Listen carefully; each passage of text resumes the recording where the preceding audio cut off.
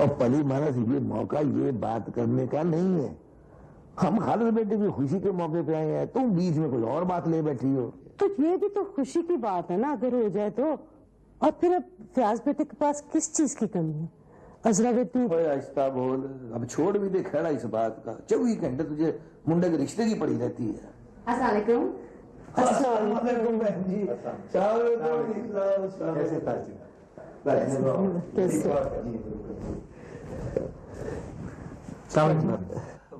बस जी दुआ है आपकी जी।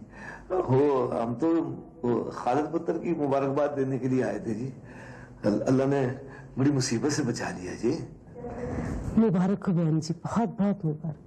शुक्रिया, बस अल्लाह ने फजल कर दिया। अल्लाह का बड़ा बड़ा शुक्र है। अब मैं तो कहती हूँ बहन, अब तुम सारे भाई जी के साथ ही चले जाओ। जी जी बहन, हमने भी यही फैसला किया है। ये तो आपने बहुत अच्छा किया जी। क्यों है क्या? वो फयाज बेटा भाई जी, मेरा मतलब है वो आपके साथ सही काम तो कर रहा है ना?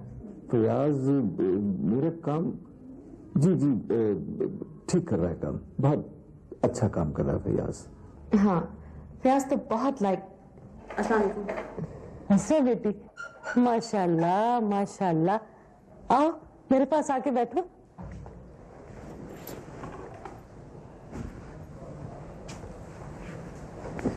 क्या है बेटा? ठीक हो? जी जी।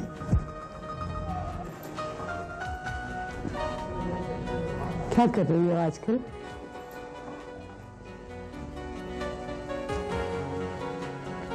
अफजल सामान डाला ज्यादा, एक माह से ज्यादा मोहलत न देगा। हमने पूरा 4 लाख रुपया इकट्ठा किया, तुम 6 लाख रुपया दे दो, बस ज्यादा नहीं। 6 लाख रुपया? तुम समझते 6 लाख रुपया कोई मामूली रकम है? अब क्या करें सामान लाला, जावेद का जान दे तो बचाना है। हाँ, हमारा बात सुनो, वो कान खोल कर हमारा बात सुनो। वो जरगे वालों को बोलो जमान खान आता है, जावेद गुल के बदले में उसका जान लो, उसको गोली मारो, उसको गर्क करो, मर जावे बगैर औलाद का सही, और रोज रोज का किस्सा तो खत्म हो जाएगा। अब क्या करें, तुम तो खामखा गुस्सा करते हैं सामान लाला। नहीं, हम गुस्सा नहीं करें, हम इधर बैठ के नाचे अतड़ करें। बोलते हैं गुस्सा करता है। तुम लोग समझते हैं इधर इधर कोई जादू हमारे पास आ गया? वो हमारी बात सुनो, जरगे वालों को बोलो हम देगा, रकम देगा, अपने आप को मारेगा फिर भी देगा। थोड़ा टाइम लगेगा, उन लोगों को बोलो थोड़ा टाइम लगेगा, जरूर देगा, रकम जरूर देगा। अच्छा, हम फिर बात करेगा सामान लाला। खुदा हाफिज, सलाम अलैकुम। खुदा हाफिज।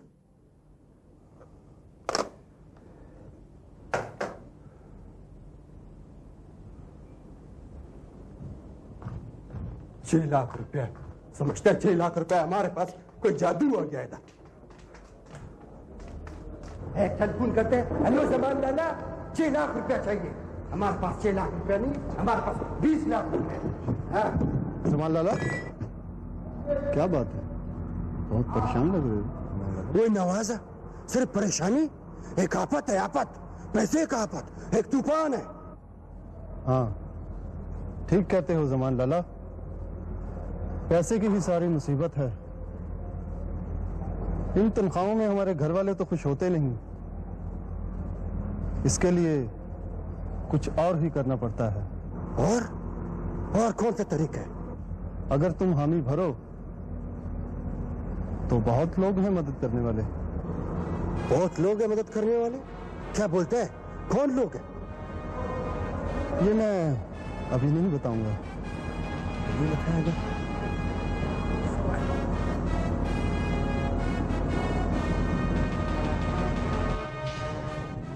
बस क्या बताऊं जीनत, इन दोनों बाप बेटों ने ऐसा चक्कर चलाया ना फयाज के खिलाफ कि मैं भी बुरी तरह उनके जाल में फंस गया। वो तो बना वो उस्मान का जिसने भांडा फोड़ा, वरना तो फिर अब क्या होगा? ये फैसला तो मैं कर चुका था जीनत, हो चुका था ये फैसला। अगर मुझे खालिद के सिलसिले में यहां आना न पड़ता ना, सिर्फ मैं समझता हूं कि अब ये इकट्ठा कारोबार नहीं हो सकता। ठीक है, वैसे भी हम लोगों के तौर तरीके अपने हैं, हम लोग उनके साथ नहीं चल सकते। और फिर प्रयास, उसके साथ तो ज्यादती नहीं देना। इतना अच्छा लड़का हाथ से निकल गया और फिर दोनों एक दूसरे को पसंद भी करते हैं। ये आप इन लोगों के चक्कर में कैसे आ गए? छोड़ो इस बात को ज़ियारत। अच्छा, जो नई जॉब मिली है ना फयाज को, ये बहुत अच्छी है। हाशिम टैलेंट की बात पता करता है। हाँ, लेकिन हमने तो गवा दिया ना उसे। जिन्नत, मैं बताऊंगा उसे। मेरा ख्याल है मुझे उसे सब कुछ बताना चाहिए। मैं मिलूंगा उसे जिन्नत एक बार।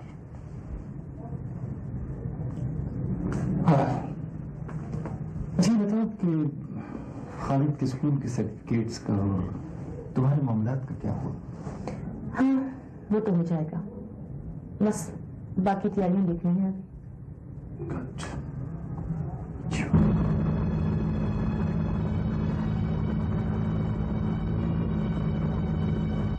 वाह अंकल वाह, आपका टेस्ट हर फील्ड में लाजवाब है। लेकिन ये खातून कौन है? चलो इसके पता चल जाएगा। हेलो, सेठ बाबर स्पीकिंग। सेठ बाबर, ये क्या बदतमीजी है? तुम कब से सेठ बन गए? हम तो न बन सके सारी उम्र सेठ।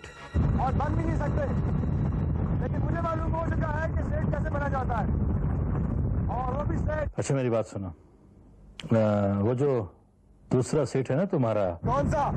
वो जो साइकिल पर दफ्तर आता था? ज्यादा बक नहीं करो, मैंने उसकी लेबर पर कुछ काम किया है, तुम घर आ जाओ और देख लो। ओके ओके ओके, आ रहा हूँ, खुदा हाफिज।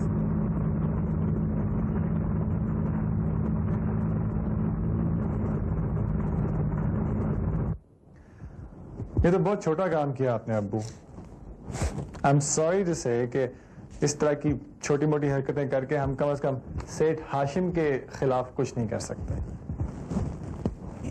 इसे तुम छोटा काम कह? ये छोटा काम है बाबर?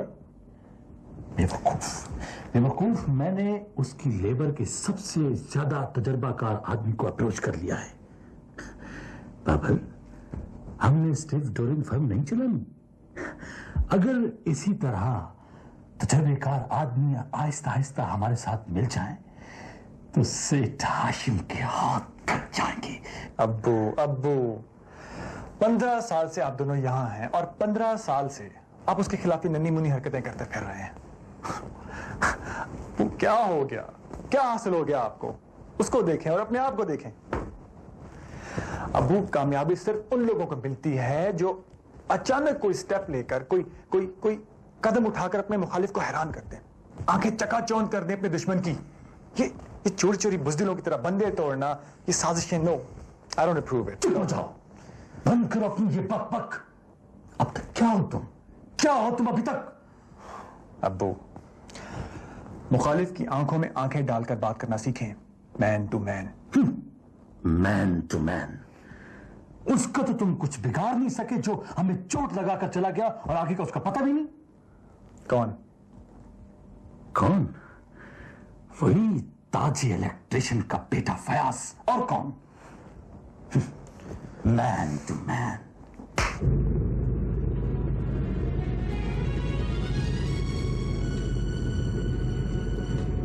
मैंने होटल मैनेजमेंट की एजुकेशन एकोल होटलिस से मुकम्मल की है। ये स्विट्जरलैंड के एक शहर लुज़ैन में है। लेकिन होटल मैनेजमेंट कोई और चीज़ नहीं? आप तो मेरे ख्याल से एक होटल का आइडिया बल्कि विजन डेवलप करने की कोशिश कर रहे हैं।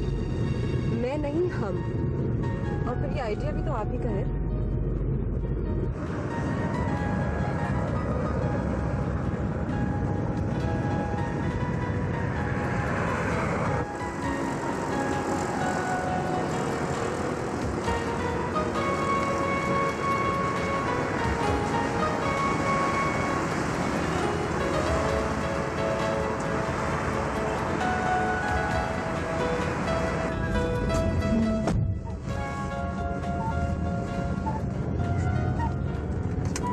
ये रास्ता आपके डेरे को जाता है ना? जी हाँ, यहाँ गली से मुड़ के।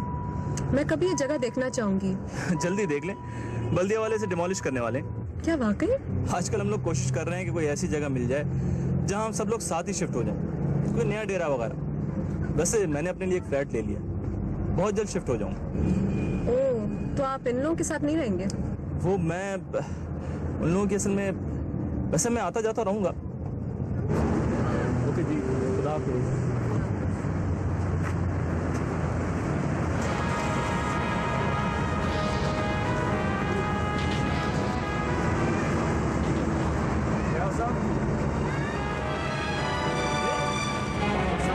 हाँ, मेरे लिए जानना बहुत जरूरी है कि मायरा किन लोगों से मिलती है और कौन लोगों से करीब होने की कोशिश कर रहे हैं, और भी सब कुछ।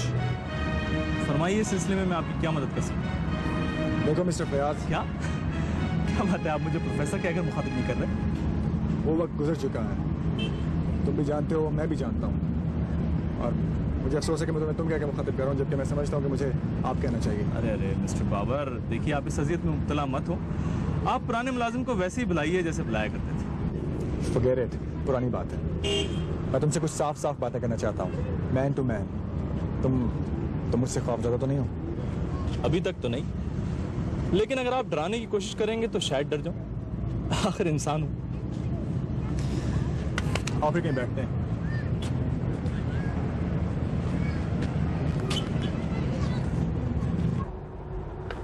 देखो फयाज, ये बहुत अजीब इत्तेफाक है कि दोनों मर्तबा एक ही लड़की हमारे रास्ते में आ गई है। शायद तुम समझ रहे हो, मेरा मतलब है अजरा और फिर मायरा। मैं आपकी बात बहुत अच्छी तरीके से समझ रहा हूँ बाबर साहब, लेकिन मेरा ख्याल है कि शायद आप गलत समझ रहे हैं। क्या मतलब? मायरा मेरे बॉस की बेटी है। जैसा कि आपको पता ही होगा कि आजकल उसके प्रोजेक्ट में मैं उसे असिस्ट कर रहा हूँ। असिस्ट? लेकिन ये कैसी असिस्टेंस है, मुझे समझ नहीं आ रही। जरूरी नहीं है कि हर तरह की असिस्टेंस आपकी समझ में आए, लेकिन एक बात आप अच्छी तरह समझ लें कि मेरा उस खातून से कोई जज्बाती ताल्लुक नहीं है। I am simply there employ, मुलाजिम। आई सी। क्या मैं तुम्हारी इस बात को सही समझूं? आपने खुद ही कहा था, मैन टू मैन, बिल्कुल साफ बात।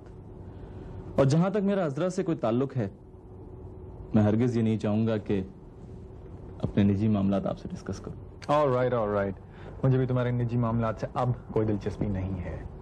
जाहिर है हनीफ साहब में और सेठ हाशिम में जमीन आसमान का फर्क। Wait a minute. अब मैं भी ये पसंद नहीं करूंगा कि तुम मेरे निजी मामलात में दखल अंदाजी करो, और अगर तुम ऐसा नहीं करोगे तो मैं तुम्हारी तरफ दोस्ती का हाथ भी बढ़ा सकता हूँ। यू नो, हमारे दरमियान में ऐसी कोई बात, कोई मसला नहीं है। दोस्ती का हाथ? वैसा तो नहीं जैसा आपने उस्मान की तरफ बढ़ाया था।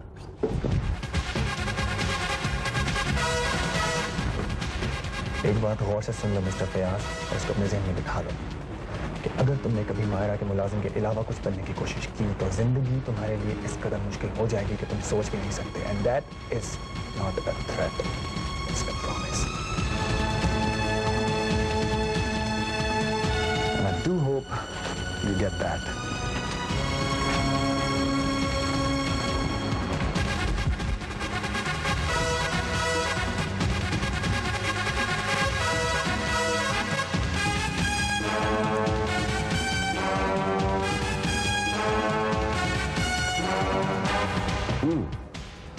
तो बताता नहीं वो टेलीक्लर्क, क्या नाम है उसका, नवाज, कि वो किसके लिए काम कर रहा है? हाँ साहब, वही खबीस दुबला पतला। हमारा को बोलते हैं अभी हम तुम्हारा मदद करते हैं, फिर तुम हमारा मदद करो, लेकिन ये बताता नहीं है कि हम किसकी मदद करें। तुम उसकी मदद ले लो ना। कैसा बात करते हैं साहब? हम तुम्हारे साथ गद्दारी करें? सवाल ही पैदा नहीं होता। पाक परवरदिगार हमारे को माफ करे। देखो देखो मेरी बात सुनो। देखो हमें ये जानना है कि ये जो टेली क्लर्क है जो हमारी लेबर में बेचैनी फैला रहा है, हद तक तुम्हें खरीदने की कोशिश कर रहा है, इसके पीछे कौन है? जब तक तुम उसकी मदद नहीं करोगे और उससे मदद नहीं लोगे वो तुम्हें नहीं बताएगा, लिहाजा उससे पैसा ले लो। साहब सवाल ही पैदा नहीं होता है। आराम का पैसा एक ठेडी वाला के ले। देखो देखो ये पैसा हराम नहीं है, ये जायज पैसा, इसलिए कि तुम मेरे लिए काम कर रहे हो। देखो ना, जब तक तुम उसके करीब नहीं होगे हमें पता नहीं चलेगा उसके पीछे कौन है, इसलिए उसकी मदद करना और उससे मदद लेना जरूरी है, इसलिए पैसे जायज। हाँ साहब ठीक बोलते हैं। हम उस खबीर से पैसा ले आएगा, हम तो तुम्हारे वास्ते काम करें। ठीक बोलते हैं साहब। लेकिन एक बात याद रखना, उससे कोई बात न करना, कुछ न बताना मुझसे पूछे बगैर, कुछ भी। साहब तुम्हारा मतलब है मीठा मीठा उसके साथ बोलेगा, उसका वो क्या बोलता है अंदर का बातें निकालेगा उससे। लेकिन ज्यादा मीठे भी ना बन जाना। नहीं ठीक है सब समझ गए। तोबा तोबा ऐसे नहीं करेगा। नवाज देखेगा। ये लो, पूरे 3 लाख पाकिस्तानी बनते हैं, इसे अपनी पहली किस्त समझो और हाँ काम हो जाएगा ना। वो ऐसा वैसा बिल्कुल होएगा, लेकिन ये तो बताओ ये कौन है हमारा हमदर्द? नहीं नहीं, ये अभी नहीं बताऊंगा। खुद भी ऐश करो और हमें भी ऐश करने दो। वो नवाज के बच्चा बताता क्यों नहीं है, वरना भी तुमको नीचे फेंकेगा। नहीं नहीं जमान लैला, ऐसे तो नहीं चलेगा। हाँ नहीं ठीक, जैसे तुम बोलेगा ब्रदर वैसे ही करेगा। कभी और जरूरत हुई तो बता देना, बस जरा लेबर के मामला उन्हें ना छेड़ना। नहीं छेड़ेगा।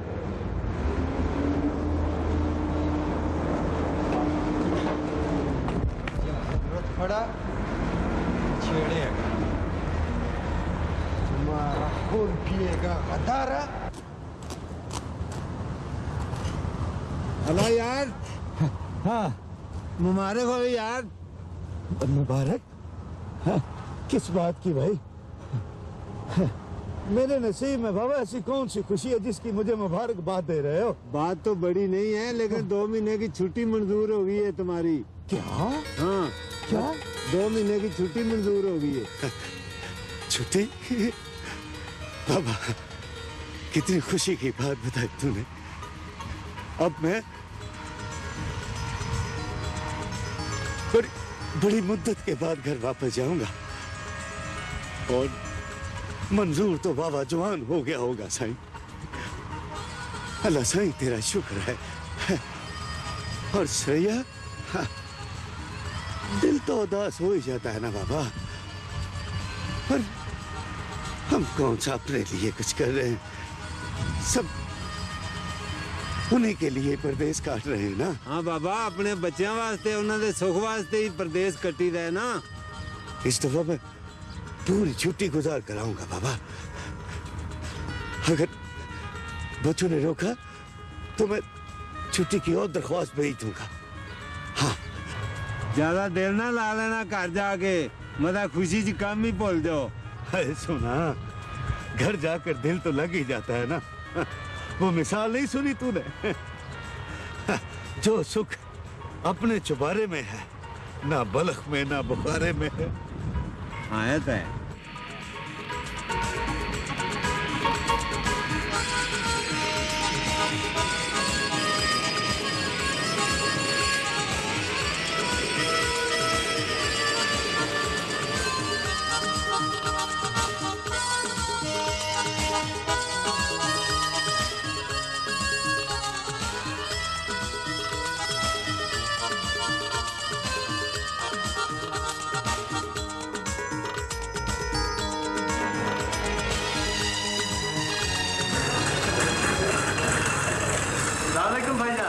वालेकुम सलाम इकराम, कैसे हो?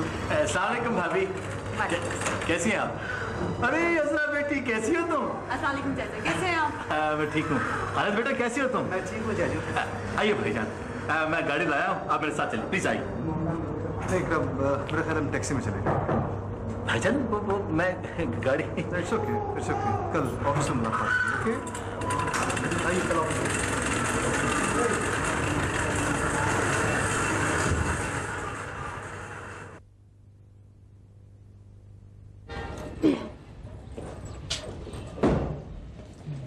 अब्बा, अगर अब्बा आ रहा है ना तो उसे लिख दे मेरे लिए नवी मोटरसाइकिल के पैसे जरूर लाए।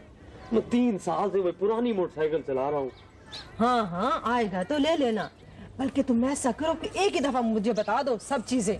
हाँ इस दफा वो जरूर मंगवाना है, बड़ा सा डेक जो जोइयों के घर में देखा था, और जूसर भी नया मंगवाना है, और विस्कियार भी पुराना हो गया है।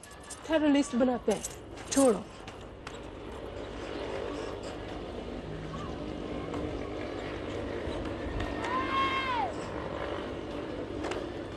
और कैमरा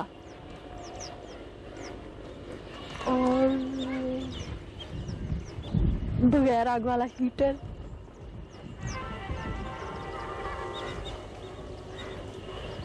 और इस्त्री और सोचो ना, तुम भी सोचो। सोचो तुम सब सोचो, पर पापे की कुछ ना सोचो, हद हो गई है। ये आप क्या कह रहे हैं भाईजान? मैं तो आपके बगैर कोई काम का तस्वर ही नहीं कर सकता, और आप कारोबार अलग कर रहे हैं। मेरे लिए कोई खुशी का मौका नहीं है इकराम, बड़ी मजबूरी से ये फैसला किया है। बहुत तकलीफ हो रही है मुझे ये करते हुए, लेकिन सब कुछ सोचने के बाद बड़े ठंडे दिल से मैं इस फैसले पर पहुंचा हूं कि अब हमारा, तुम्हारा या तुम्हारे बेटे के साथ कोई साथ नहीं चल सकता। मेरा भी नहीं और मेरी औलाद का भी नहीं। ठीक है भाईजान, जैसे आपकी मर्जी, आप मालिक। लेकिन ये सब कुछ जो हो रहा है, ये उस जलील ताज इलेक्ट्रिशियन के बेटे की वजह से हो रहा है। उससे बीच में मत लाओ इकराम। उसे क्यों ना लाऊं उसे मैं बीच में? ठीक, जैसे आपकी मर्जी। मुझे आज ये एहसास हो गया कि आप अपनों से ज्यादा गैरों को तरजीह देते हैं। अल्लाह अपने HIC Hanif Ikram and company limited. इस दफ्तर की स्टेशनरी और स्टैम्प्स का क्या करेंगे आप अब्बू? बाबर बेटा, कल जो कुछ होगा वो तुम नहीं जानते, मैं जानता हूं। मैं इन सब चीजों का हमारे पास होना बहुत जरूरी था। अब्बू आपका अंदाज ना बदला, वही चोरी छिपे सीन लगाने वाला। दफा करें। मैं तो पहले ये चाहता था कि कारोबार अलग हो जाए, एवं ताया जान के साथ लटकते फिरें और ईमानदारी का हैजा कराते फिरें। कम ऑन अब्बू, मत किया करो एतराज मुझ पर, इस तरह ना बोला करो मेरे सामने। बेवकूफ। मेरा अपना तरीका है, बकता रहता है, हर वक्त बकता रहता है, बदतमीज। और फिर ये कोई खुशी का मौका नहीं है, समझे तुम?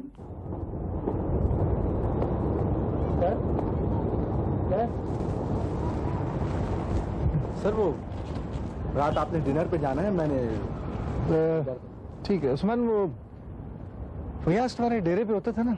जी हाँ, मुझे उससे बात करनी है। फयाज साहब तो डेरा छोड़कर चले गए, उन्होंने कहीं फ्लैट ले लिया। फ्लैट ले लिया? जी हाँ। कहीं से उसका एड्रेस पता कर सकते हैं? जी हाँ मुझे पता है, मैं सामान छोड़ने के लिए गया। जी हाँ मुझे याद। ठीक है, मुझे उससे मिलना है, मुझे एड्रेस उसका। Right sir. जब्बार लाला, डेरा खत्म ना हो जाए इसका बड़ा खौफ है। नहीं अली मुराद, कोई जगह ढूंढ रहे हैं, मिल जाएगी। वैसे प्यारे हमारे अड्डे ही तो सारे डेरे हैं ना। जब आया ना, यारों का ठिकाना एक अड्डा ही होता है।